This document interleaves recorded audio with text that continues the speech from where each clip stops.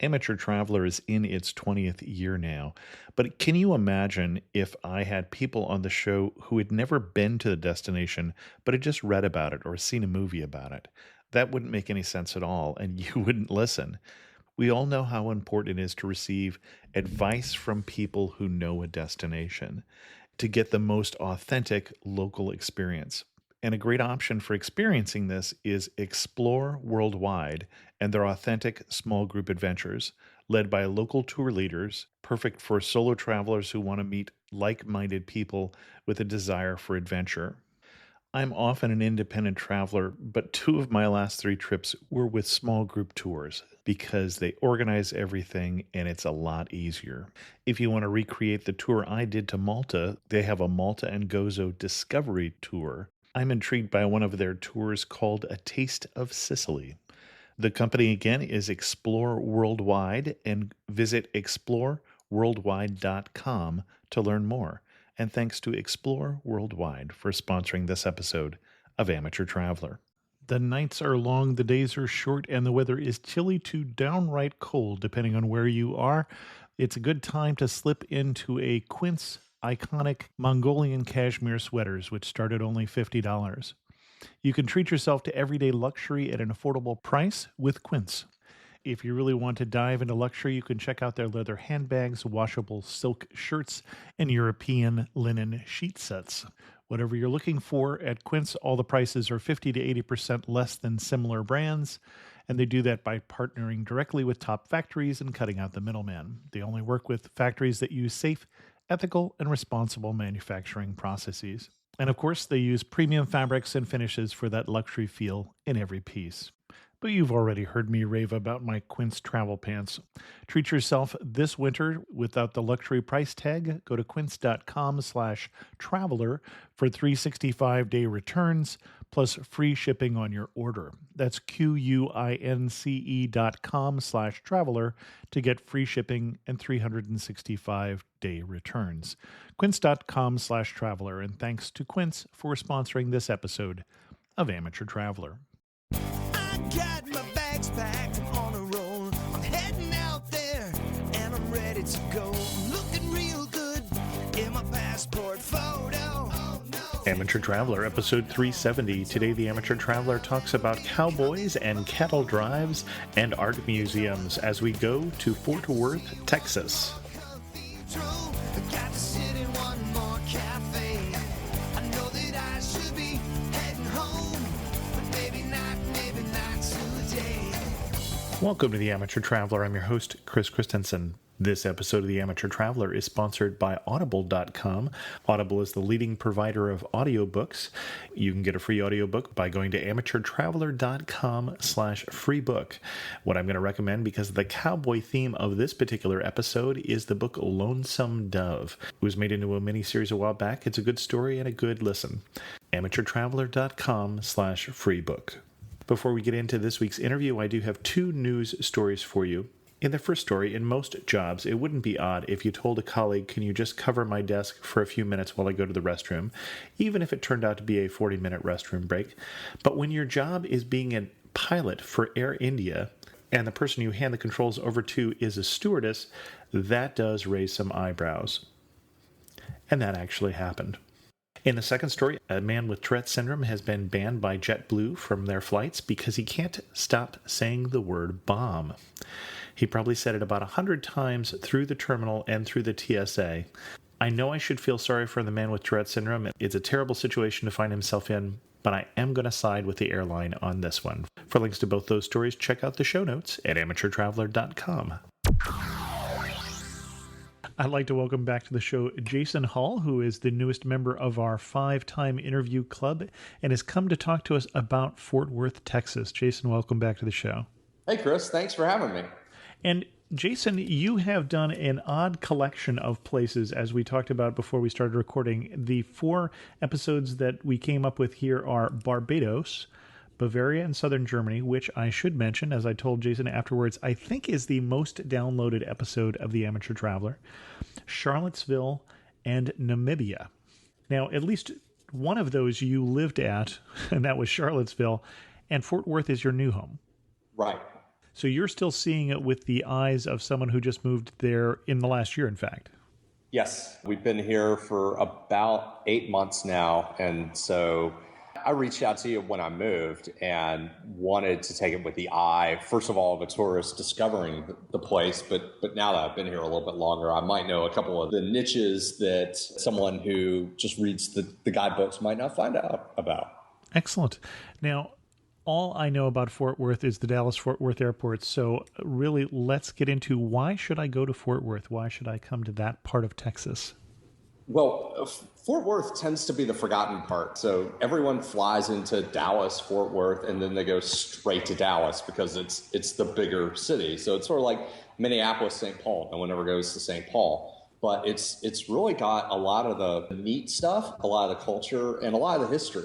It was founded back as kind of the last cattle station, the last watering hole, before people went off into the Red River, went off into what was then known as the Indian Territory, Oklahoma, and went off into some of the trails like the Natchez Trace. And so that's how it got its start. And so it's got a lot of cowboy history that Dallas, being more metropolitan, more kind of quote unquote grown up, might not necessarily have, because they have to live up to the J.R. Ewing notion of what life is like on the big TV show.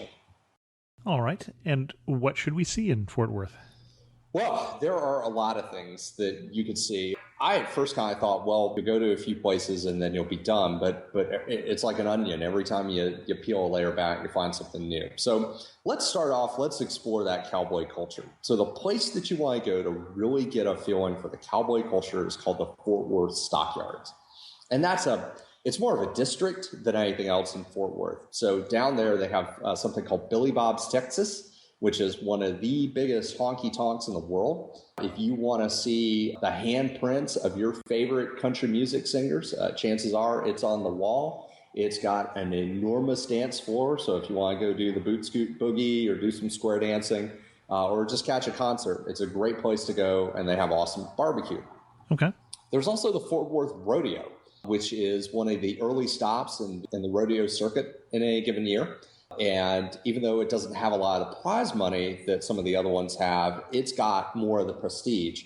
And so you get to see all the traditional events. So some of the rodeos are only bull riding, but this one you get to see the barrel races and the chuck wagon races and the calf roping and where they catch the cattle and they turn them upside down and tie them together. So you get to see all the events. So that's really neat.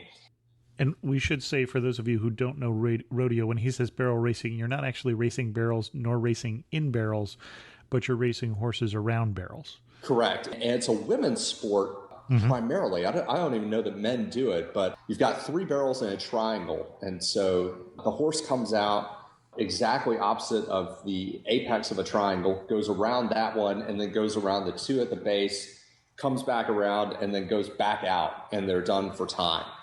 And the other thing with that is it's concurrent with a fair. And so that's where all the kids sell their sheep and their goats and their cows. And it's really a big fundraiser for the farmers associations and the kids associations that help kids understand about farming and land management and ranching. For example, a goat went for $58,000 this year. So it's a great opportunity for these kids to learn about farming, and sometimes to make some good money doing it. Another place in the stockyards is called the Stockyard Station. And that's where there are a lot of restaurants. There's a winery, although I have to admit the wines in Texas aren't all that great. But there is a winery. There's an art studio, and there's the Texas Cowboy Hall of Fame. So if you ever wanted to know about who the early vintage cowboys were, it's a pretty neat place to go. And they also have daily cattle drives twice a day. So 11:30 a.m. and 4 p.m. And it's a vintage 1800s drive. So you get to see how they actually moved the cattle into the pens and herded them up using authentic 1880s, 1890s gear. And then there's also something called the Cowtown Cattle Pen Maze, which is really fun for kids. So it's 5,400 square feet of cattle pen that's organized like a maze. So if you want to get lost or you want to get your kids lost, it's a great place to send them in. And they have a lot of fun. So it's not just, and this will be a theme that we'll see throughout. It's not just a place for adults. It's a place for families to go to. Excellent. Now, I have some exposure, as you can tell, to cowboy culture. My grandfather actually was a cowboy. He was on the last roundup in Colorado, and we still have his spurs. Two, my father grew up in a town that had a stockyards, which I'll get to in a second. And three, my hometown in California has one of the four biggest rodeos in the world, the California Rodeo in Salinas, California. But the one thing about stockyards is if they still have a stockyard, you're talking about a part of town that is also probably fairly fragrant. It can be fragrant. It's not as bad as it was. So back in, I believe it was 1902, there were two meat packing plants that were put right there on the edge, and you could still see the signs for Armor. Armor Meats is one of them. It's got a little whiff of it, especially when they've got the rodeo happening or... But it doesn't have the whole big stockyards in town anymore. My father, the town he grew up in, there were two stockyards outside of town, and people would literally, the wind would be blowing one direction, it would shift direction, and people would go and demand their money back from the hotels to get out of there. So, yeah, it's not quite as pungent as you're describing, and I know the pungency that you're talking about, and that's enough to stop an elephant, but it's not that bad. Excellent. And is there more in that area? I kind of interrupted you there. So that you've hit that area. You've hit kind of the stockyards area. Next, we're going to move into the Fort Worth Cultural District, which is in a separate area of Fort Worth. So it's a completely different type of culture. It is more of art and modern art. So in it, you have my favorite museum, which is the Kimball Art Museum. They have Asian, African art, and they have historic works by Matisse, Cezanne, Caravaggio. One of the recent exhibits that they had, which I thought was incredibly neat, was Bernini sketches. So if you've ever read Dan Brown books, Angels and Demons or the Da Vinci Code, he talks a lot about the Bernini sculptures that are in Rome. Well, this was the sketches that led to the sculptures. And then on Friday evenings, they have live music and dinner. So you can go in and get food, get faded by an orchestra, and then go see the art. So it's one of my favorite museums. There's also a modern art museum, which is free on Wednesdays and the first Sundays of the month. And to me, the highlight of the modern art museum is sculpture. You can see a lot of pieces kind of outdoors around the grounds, and then they have some sculpture on the inside. They also have photography and paper art, but to me, sculpture is kind of what they do best. And then you have the Amon Carter Museum, which focuses more on Western art. So if you've ever heard of Frederick Remington, that's who you're going to see a lot of. There's a lot of those Remington prints, some of the Remington statues. They also have a lot of Russell prints. Finally, another museum in that Fort Worth Cultural District is the National Cowgirl Hall of Fame. So behind every good cowboy is a cowgirl. And every good country western song also, I believe. Oh, and we'll talk about a little bit of that. So there are exhibits from Georgia O'Keeffe, Laura Ingalls Wilder, who was of Little House on the Prairie fame, Annie Oakley, who was the crack shooter, and then Dale Evans, Roy Rogers. Roy Rogers and Dale Evans, right? Yep. So there's your old-timey country songs. That could easily take a couple of days in the Fort Worth Cultural District. So I think the stockyards would take a day. And I mean, you could squeeze a morning into that if you were squeezed for time. The Cultural District can be a day to 2 days. And then the next area that you would go to is called Sundance Square, which is right in downtown Fort Worth. That's the modern shopping and eating and entertainment district. And it's a great place that you can walk around and get to everything pretty conveniently. So you park in one area and then you can walk everywhere you want. So I group it into three different things you can do. You can eat. Some of our favorite places include Riata, Taverna, Risky's Barbecue, and Cabo Grande. You can play. So we like watching sports at Frankie's Sports Bar. They're the only place in Fort Worth that has BN Sport, for example. So you can actually watch U.S. World Cup games. You can watch great performances at the beautiful Bass Hall. They have a lot of both orchestral performances as well as plays. If you're there around Christmas, they have something called the Tuna Christmas, which is a hoot to go watch. Sorry, that was 2 words, the tune of Christmas. No, tuna as in the fish. That was what I heard you say, but I thought that couldn't possibly be right. Nope. Tuna is in the fish, and it is a hoot. I'm sorry, you're going to need to give a little more explanation. The tuna Christmas. Yeah, so the family name is called Tuna. Ah, They're almost like Larry, Moe, and Curly. okay. It's just really cute. They have a couple of other tuna plays. I haven't had a chance to see them, but I have seen the Tuna Christmas, and it'll leave you in stitches. If you're in Fort Worth during that season, it's definitely worth it to go see it. And then we also like to go see comedy, and there's a great improv comedy group called the 4-Day Weekend, and they usually play somewhere in Sundance Square in the evenings. And then you can shop. I am not a shopper, so I'm just going to say I have heard that this is a great place to go shopping. Lots of small boutique shops to see, but you're going to have to wander around and figure this one out for yourself because I have no idea which ones are good and which ones aren't. So once you do a day in Sundance Square and entertain yourself, you're probably going to want to see some of the big sports. Usually you think of Dallas when you think of the sports because all the teams are called Dallas Mavericks, Dallas Cowboys, Dallas Stars, FC Dallas. But some of the stadiums are actually, to me, a little bit closer to Fort Worth than they are to Dallas. So that's why I'm including them here. So the first one is the Dallas Cowboys, or the Jerry Jones Stadium, as it's affectionately known by Jerry World. And if you can catch a Dallas Cowboys game, it's really fun. You and 80,000 of your closest friends can be there. But if not, they offer stadium tours, which I think cost $14 for adults and a little bit less for kids. And you get to go see the stands and sit in the stands. But to me, the neatest part is you actually get to go into the locker rooms. So you get to go in and see and maybe blow raspberries at Tony Romo's locker. But you also get to go see the Dallas Cowgirls, the cheerleaders' locker room. So And I'm guessing we can't do that on a game day. no, not during a game day. Not unless you have a press pass or pay lots and lots and lots of money to Mr. Jones. And then right across the street is the ballpark in Arlington, which is where the Texas Rangers play. And I know you're a baseball fan, Chris. So to you, that's probably where the enemy lair is. Since No, they've they're played. not the enemy. The Giants have beaten them a couple times recently. Exactly. And so it's a fun place to go watch a game. But if you can't catch a game, what we like to do is go grab lunch at the TGI Fridays, and that overlooks the field. So you can sit there and have lunch and see the field, and that's just a neat little experience. If you're into golf, you might have heard of the Colonial PGA Tournament, and so they have the Colonial Country Club there, so you can play at the same place where Tiger Woods plays, if that's something that floats your boat. And then if you're a race car fan, there's the Texas Motor Speedway on the north end of Fort Worth, and that's a NASCAR circuit stop, and they will be racing there twice in 2013. So it's a pretty popular place for the left turn stamp. So you've got your entertainment, your shopping. Let's get to nature. So flora, fauna, and the animals which eat them. Fort Worth has an awesome botanical garden.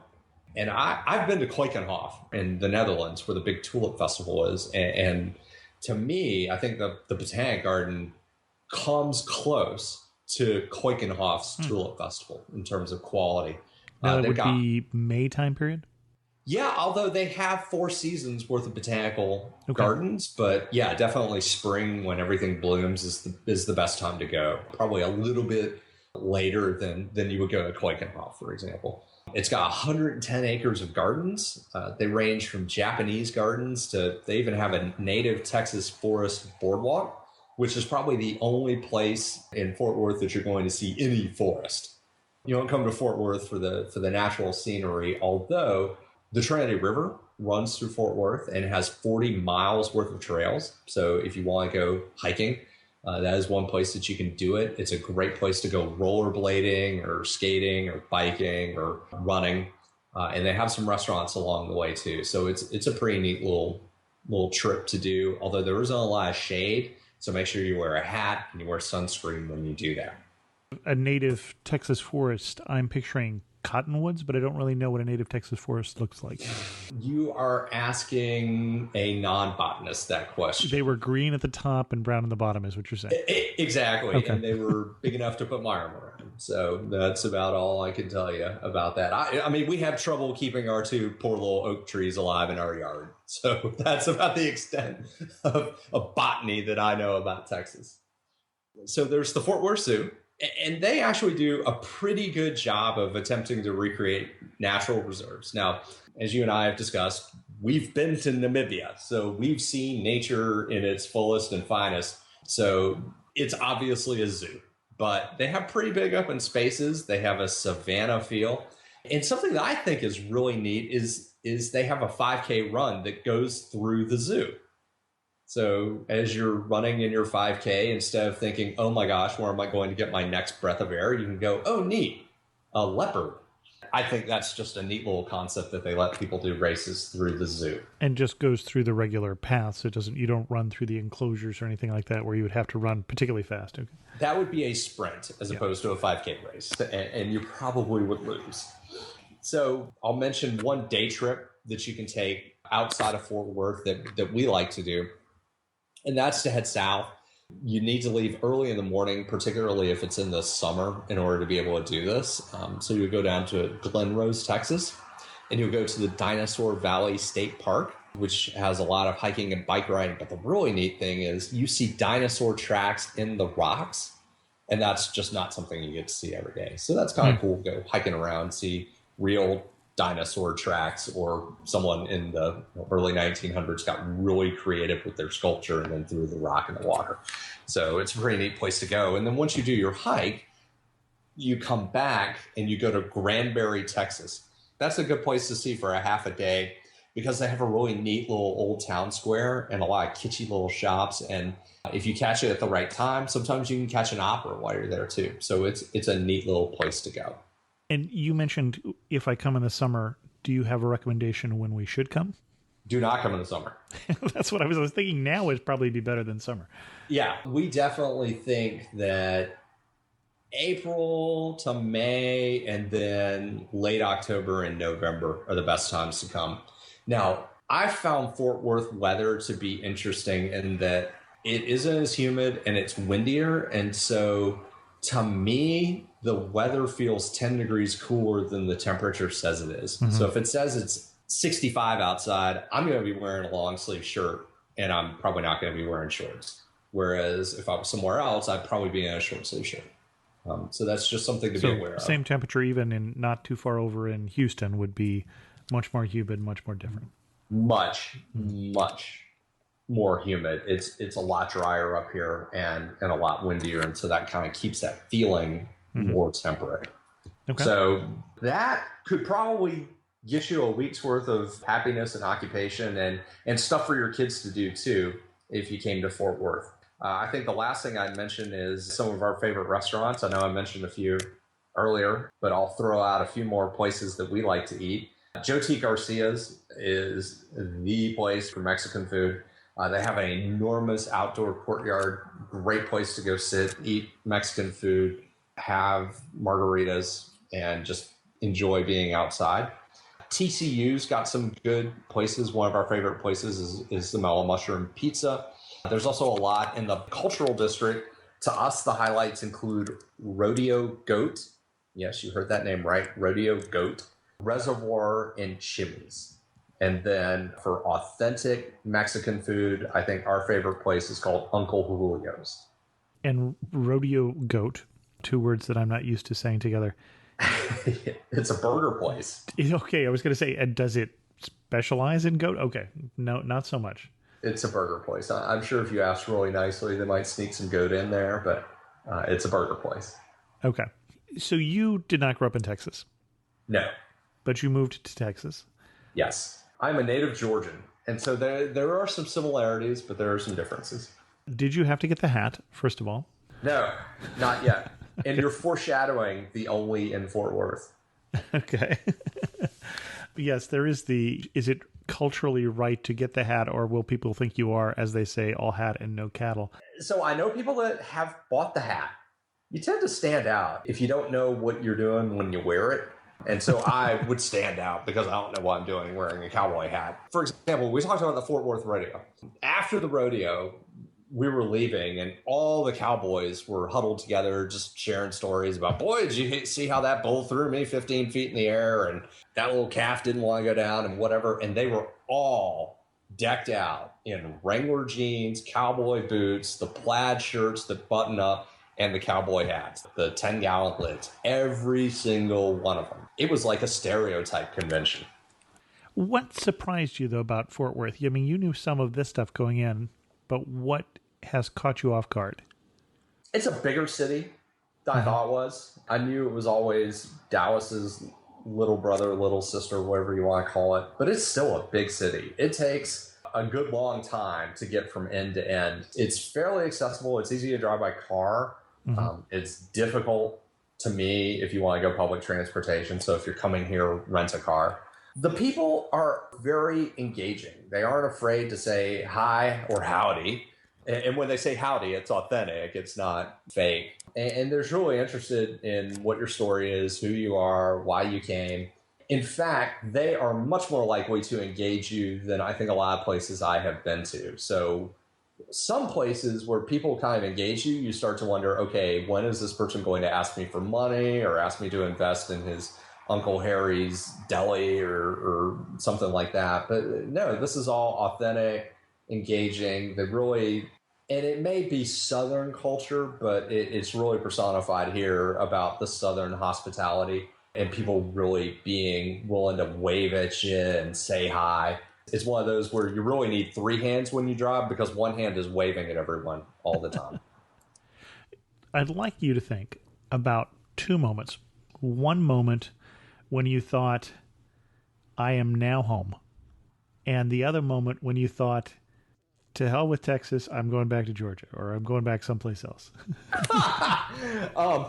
The latter one, I admit, and this is more personal than anything else, it's been frustrating that not many people walk their dogs and that we haven't been able to find a lot of places. Although if you're a dog lover, Fort Wolf Dog Park is awesome. So to me, that was kind of the heck with this, because we thought that we'd meet lots of people who were out walking their dogs and being active, and that's just not the culture.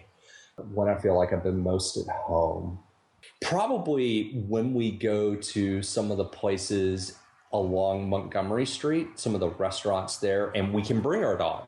So, for example, we went today to the Yucatan taco stand. We brought our dog, and everyone comes up, oh, your dog is so cute, and they start talking to us. And that is very similar to a lot of places I've been. It's similar to Charlottesville. It's similar to Germany when I lived there, when everyone brought their dogs in the restaurants. And you can tell what's really important to me is dogs. So to me, that felt like, hey, I've got a human connection with people when I can go somewhere. They're very friendly about bringing dogs. They're very approachable about having a dog in a restaurant. Well, not in a restaurant. You have to be outside in a patio. But to me, that was I really do like this place, particularly when you're looking for where are the places that we might take the dog to go eat. And there's a list of like 25 of them. That's cool with me. You haven't been there even a full year yet, so you're still seeing this with new eyes. But so far, the best single day to be in Fort Worth? The rodeo. Had a blast at the rodeo. And when is the rodeo? This was in late January. Okay. You said the beginning of the season, but I don't think a lot of us have committed to a memory when rodeo season is. And I don't either. I just know it's the quote-unquote beginning of the season. The rodeo is so much fun. I had seen it on TV back when ESPN first started, and they would play anything that had to do with sports. So they would show all the different cattle races and barrel racing and all that, but I've never seen it live. And it is really neat to just go there and watch it. Now, I will warn your listeners, if they go, they are very, very pro God, guns, and America, particularly in the rodeo. That they have an announcer that kind of continues to harp on that. So if you are politically sensitive, then you might not want to go. But if you either agree with that message or you don't care one way or the other, then it's a great event to go to. It was just really neat to see the tie, and these are really good, clean people that do these events. They all have families. They're all they all have clean living. And so it was really neat to see people like that succeed and also doing events that actually mimic what they do in their real lives. I mean, these are real cowboys. They live on real ranches. They have real herds of cattle. They have to do things with their horses. And a lot of the events are skill-based events for actual ranching life. And so it's really neat to see these professionals in action. It's just fun to watch people try and hang on to bulls for 8 seconds. That one's actually not so much a real skill-based event. That one's just showing off. But the busting broncs, that my grandfather made a living for a while by making money, some money at least, by busting broncs, by taking a horse that had never had a rider and breaking it in, basically. So that is definitely, as you say, a skill-based event. They had a dog herding the cattle. Mm-hmm. Oh, sure. Yeah, well, no, actually, I think it was sheep. They had them herd sheep. So it really is truly representative of a lot of stuff. Although, again, if you're trying to ride a bull out there in the countryside, then you probably won't be around very long. Right. And you say clean people. That's, of course, before you've been wrestling the bull or the... Exactly. Yes. Exactly. Okay. Before we wrap this up, anything else that we should know before we book a ticket? Obviously, we're flying into Dallas-Fort Worth, but anything else we should know before we go to Fort Worth? DFW is actually a hub, and so it's fairly easy to get to Fort Worth. Actually, I say we're flying into there. We could fly into Love Field as well. You could. It's a little more difficult. It's further away from Fort Worth. If you're flying into Love Field, chances are you're going into Dallas. But it's pretty accessible. There's an Amtrak station right in downtown, right near Sundance Square. There's a Greyhound station there. It's even served by Megabus. Although if you go Megabus, you need to arrange transportation because it's in Grand Prairie and it's kind of out in the middle of nowhere. They're about to move their bus stop to Dallas, so that'll make it a little more difficult to get to. And how far can you get to on the Megabus? Oh, gosh. St. Louis and I think all the way down to Houston. I've ridden it down to San Antonio. It's a very pleasant ride. And I'm not sure that everybody, especially people outside the U.S., are familiar with that, but they're a newer bus company that does free Wi-Fi and sells quite often discounted tickets, but it's supposed to be a better experience. Usually don't have a bus terminal. I don't know if that's true in Fort Worth. It shared a station with Greyhound. Okay. So it wasn't, so for example, if you go to Austin, that they just drop you off at a corner in 6th Street. Right. It's a parking lot. But this shared a station and a terminal, and you can go park there. It's not terribly inconvenient, but you definitely want to make sure that you arrange for transportation to pick you up. Okay. One thing that makes you laugh and say only in Fort Worth. All right, here's the hat comment. So only in Fort Worth can you see someone in a 10-gallon hat, a plaid button-down shirt. With snaps. A pair of Wranglers, cowboy boots, and not know if they're a rancher or a billionaire oil man. Okay. And one thing you would pack if you were going to Fort Worth besides the hat? Sunscreen. Sunscreen, okay. And besides that, chewing gum. And the reason for that is there's a lot of really good Tex-Mex food. And if you like your Tex-Mex food hot, then you're going to need the chewing gum afterwards to put out the fire. Okay. Good to know.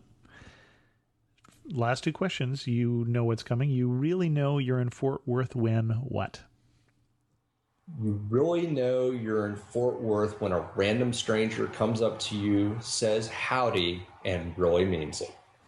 And what 3 words would you use to describe your new hometown of Fort Worth, Texas? Cowboy, Okay. Tex-Mex, and expansive. Okay. And we didn't talk about the geography too much, but if you're in a tall building in Fort Worth, you can probably see the curvature of the earth there. Potentially. I haven't been up in a tall building in Fort Worth to say whether or not that's true. Pretty flat. Oh, you mean in terms of flatness? Yeah. Oh, goodness. Yeah, we joke that there's a hill that probably changes elevation about 50 feet in the town next to where I live. And we joke that that's Mount Burleson. Don't come expecting a lot of changes of elevation. Don't come expecting hills. If you want hills, you can go down to the hill country near Austin. Mm-hmm. Excellent. Well, Jason, thanks so much for coming back on the show and sharing with us your newfound love for Fort Worth, Texas. Well, Chris, thanks for having me. I love giving back. I really enjoy the Amateur Traveler and think that you do a great service for everyone. In news of the community, I heard from Tony, and Tony said, I continue to love the Amateur Traveler podcast. Recently, I haven't been downloading the podcasts, but rather listening to them online, and I have noticed something that, while nuanced, is a bit of an irritant. There are no arrows or ways to manipulate your picture slideshow of recent podcasts at the top of the main Amateur Traveler page. So if I am perusing the page and I miss the podcast I want to listen to, I have to wait for it to come up again. I know it's small, but I just wanted to pass along my thoughts. I wrote back to Tony, but there's a couple tricks that I thought that people should know. One is, Tony's right, there is no way with a slideshow at the top of the Amateur Traveler page, and those of you who haven't ever seen the Amateur Traveler page won't know what I'm talking about, but go sometime to amateurtraveler.com. There's lots of stuff there.